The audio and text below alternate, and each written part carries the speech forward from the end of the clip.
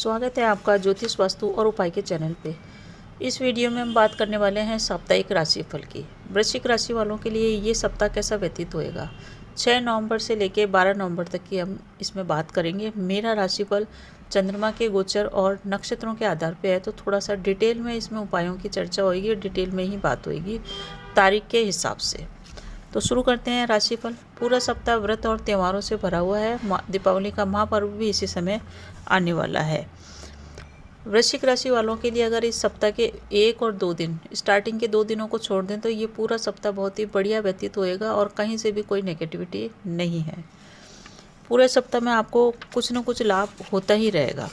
4 तारीख और 5 तारीख थोड़ी सी आपके लिए नकारात्मक बीत रही होगी, तो उसकी परेशानी आपको 6 तारीख को महसूस होएगी। थोड़ा सा बंधन सा, गुटा गुटा सा आपको महसूस होएगा, आपको अच्छा फील नहीं होएगा। इस कारण से स्टार्टिंग में आपके कार्य थोड़े से स्लो होंगे 6 तारीख को, क्योंकि मघा नक्षत्र में चल रहे हैं। मघा से पहले आश्लेषा में चंद्रमा चल रहे हैं। आश्लेषा हर चीज़ों को बांध देता है, तो बंधन का सा योग होएगा। परंतु आपका मन, अगर आप विवाहित हैं, तो अपने बच्चों के प्रेम की ओर भागेगा और आप बच्चों के प्रेम में बंधे हुए रहेंगे।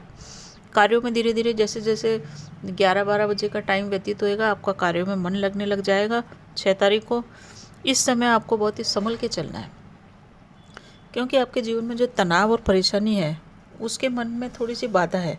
उस बाधा परेशानियों को आप बहुत अच्छे से इस समय डील करेंगे, क्योंकि वृश्चिक राशि वाले मानसिक रूप से काफ़ी मजबूत होते हैं, अपनी परेशानियों को बाहर जाहिर नहीं होने देते हैं।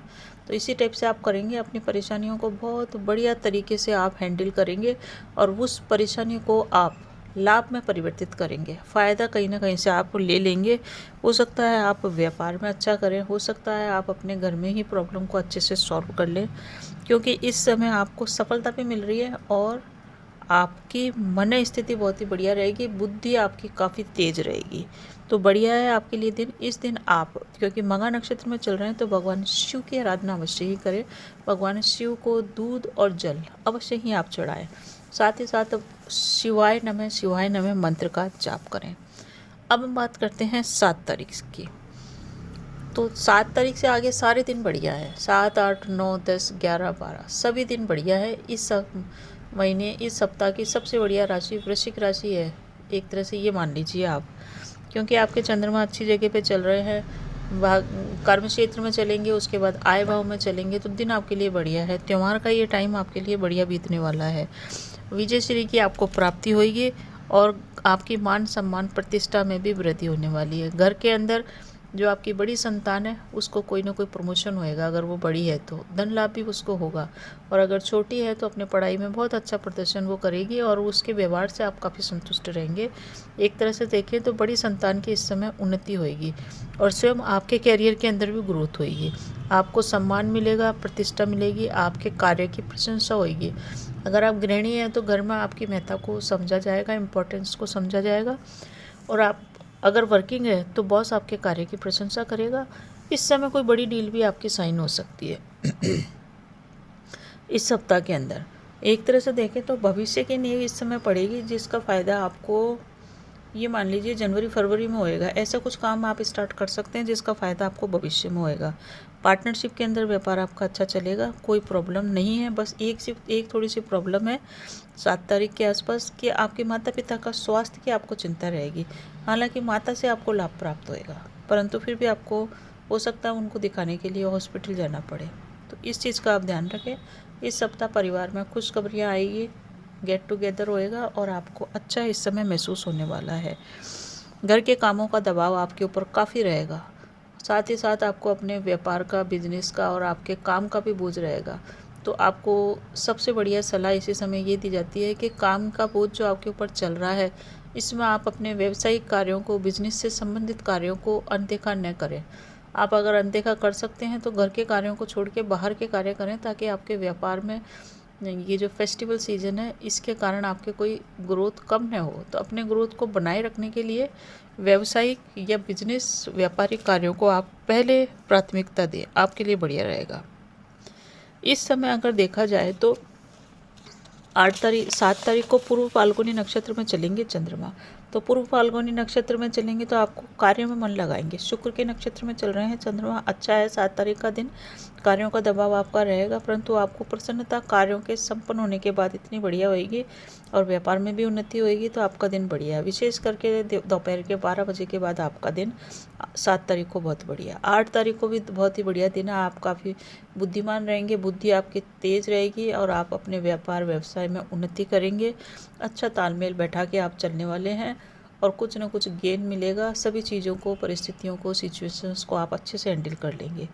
9 तारीख को भी आपके कार्यों में निखार आएगा। जो रुकावटें थी स्टार्टिंग के अंदर सप्ताह में 5 और 6 तारीख की, वो रुकावटें दूर होगी। लोगों का आपको सहयोग भी प्राप्त होएगा, आपके काम बनने वाले हैं।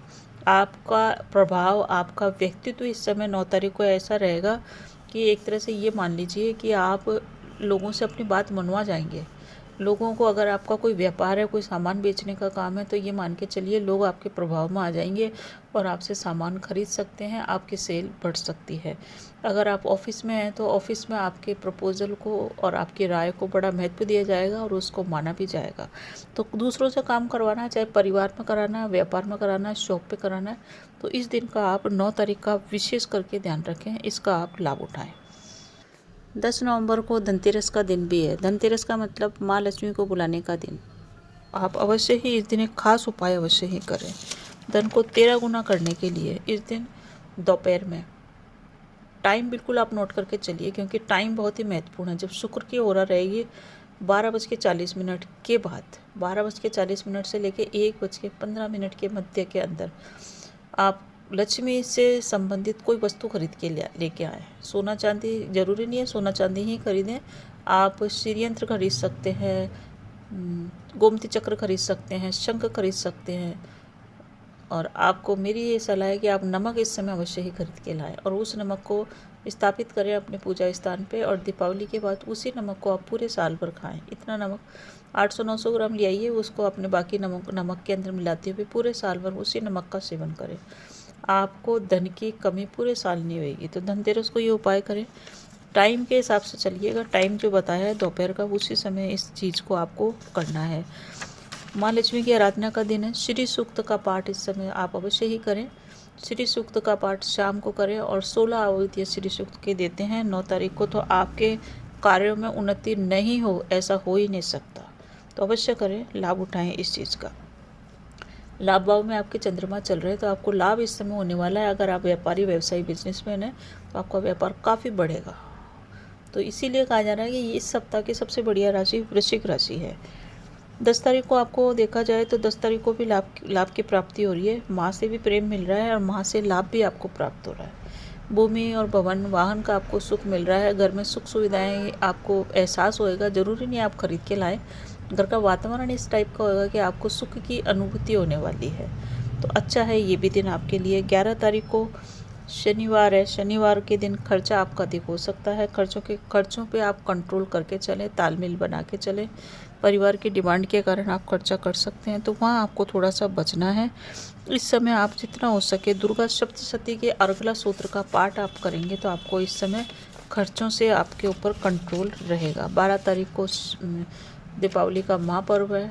इस पर्व को मनाते हुए आप अपने व्यवसाय की ओर उन्मुख हो, व्यवसाय को आप अपनी प्राथमिकता के साथ लेके चलें, आपके लिए बढ़िया रहेगा। तो ये पूरा सप्ताह वृश्चिक राशि वालों के लिए, पहले दिन को छोड़ दें तो पूरा बढ़िया सप्ताह है। इस सप्ताह के उपाय मैंने जो नक्षत्रों के हिसाब से बताए वो अवश्य करें।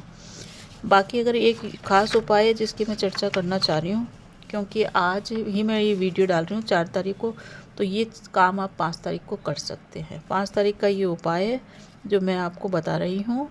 इसमें यह है कि आप पितृदोष से संबंधित, कोई आपकी कुंडली में पितृदोष है या आपकी कुंडली में कोई कष्ट चल रहा है, मान सम्मान की प्राप्ति नहीं हो पा रही है, तो आज आप ऐसा करिए। 4 तारीख को आज ही शाम को बेलपत्र की जड़ को न्योता दे के आइए, निमंत्रण दे के आइए कि मैं आपको कल लेने आऊँगा।